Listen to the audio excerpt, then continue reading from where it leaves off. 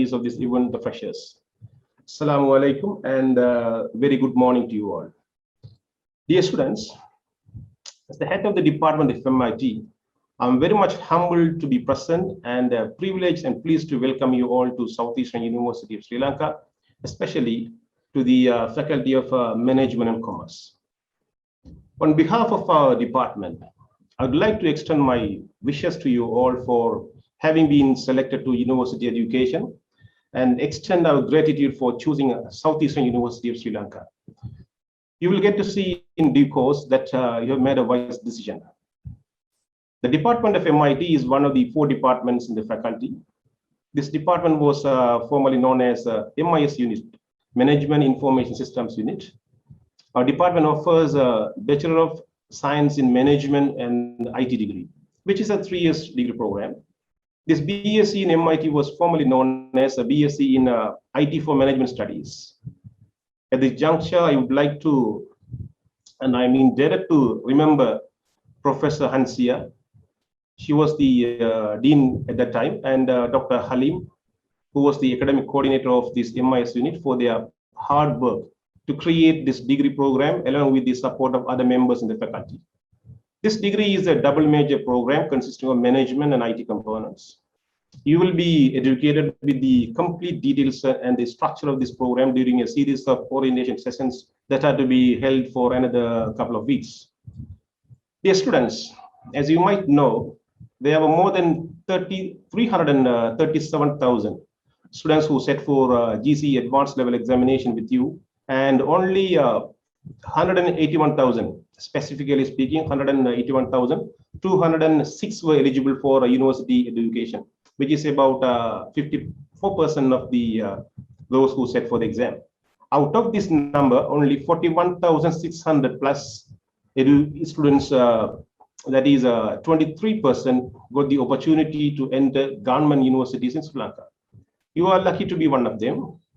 Others are not unlucky, but they did not get the opportunity since the resources available in the country to provide free higher education are not sufficient to accommodate all that are qualified. All students who get the opportunity to enter public universities in Sri Lanka for their bachelor degrees will enjoy 100% scholarship for their studies. That is, the course fee is free.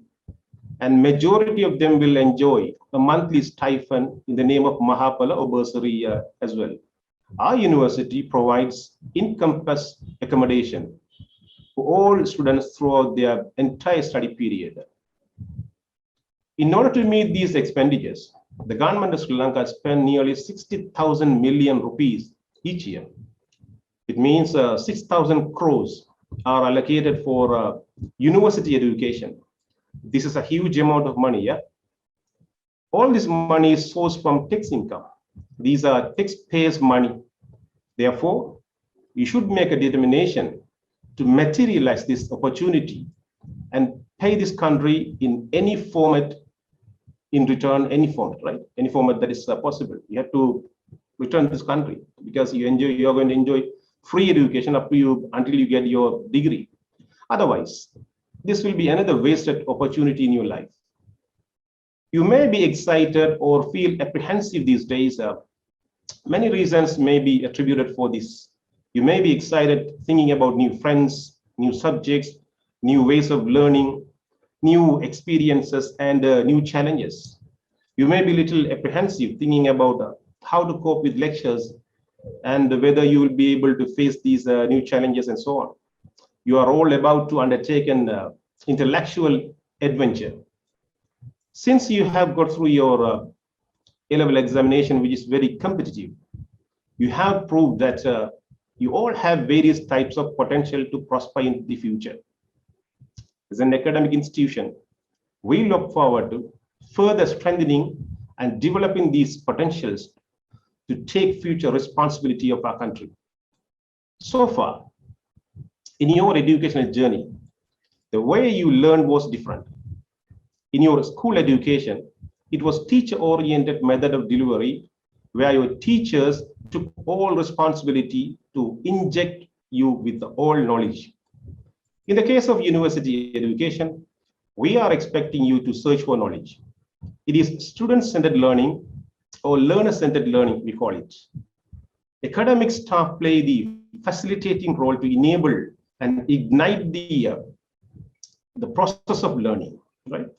You should become a self-directed learners searching for all stuff. You should define your goals and objectives and plan your learning process and continuously evaluate the progress you make during your course of study here. You should be self-reliant too. You are responsible for what you do here and ensure that you do what you are expected to do. This will be no one, there'll be no one to check you in person. There is nobody to come and check you personally, and you are accountable for yourselves. Make sure you attend all lectures, lab sessions, and other academic activities regularly, and work on all continuous assessments to perfection. You should make sure that you allocate enough time to do self-study. It may be reading further materials from the internet, reading recommended books in the library, or doing practical works in a computer laboratory, or maybe in your personal computers, or even revisiting the materials provided by your lecturers. University education doesn't pose you any competition either. Others' success will not harm your achievement. Therefore, you should help others in their learning process in addition to other supports you extend to them. Teachers are very good at their field of study because they learn and teach others. When you learn and teach others, as I asked you, automatically your knowledge will improve. So please help others in their learning process. I wish to reiterate here that we play the facilitating role and not spoon feed you. It is your responsibility to learn more.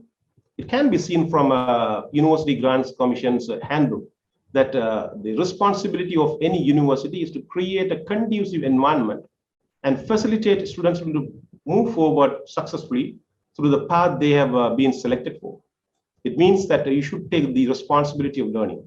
We provide the necessary guidance and facilities for that. And academic excellence alone is not enough in this 21st century. You should have other learning competencies such as interpersonal skills, problem solving, critical thinking, learning to live together, and so on, so that you can face the challenges posed in the job market and personal endeavors either.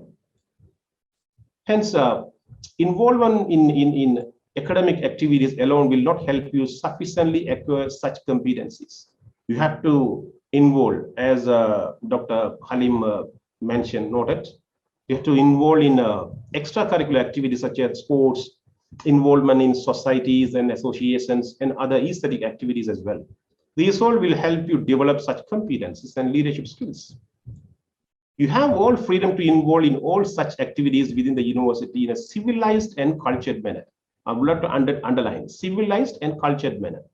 We have all rights to enjoy freedom within the university, but you don't have any rights to misuse such freedom. There are limits and boundaries. We all know that education without discipline is useless. Since you are going to be leading the society in future, you have to ensure that you abide by the rules and regulations set forth in the university, as well as respect the common laws. You should not support or coordinate any kind of activities that violates such rules. You should not involve or take part in any activities that cause inconvenience to your fellow colleagues or the university either. You are not supposed to involve in any kind of ragging activities either. With a direct monitoring from our Vice Chancellor, our faculty feels proud that we have been taking very strict and rigorous measures against those who involve in ragging. We at the Faculty of Management and Commerce, we extend the fullest support to arrest or eliminate ragging or such activities that jeopardize students' peaceful life here. Further, it doesn't matter what your Z score was in your advanced level examination, but here all are treated equal. This journey is new and you have to start your studies afresh. You all have equal opportunity to excel in your studies here. One of the major obstacles that we have been witnessing from our experience is that very clever students are unable to perform well in their assessments due to lack of English language proficiency. There may be a little exception for this. There may be some people who getting their school education in a English medium school, but majority is the same case. What we advise you is to pay serious attention on developing your language capacity as well.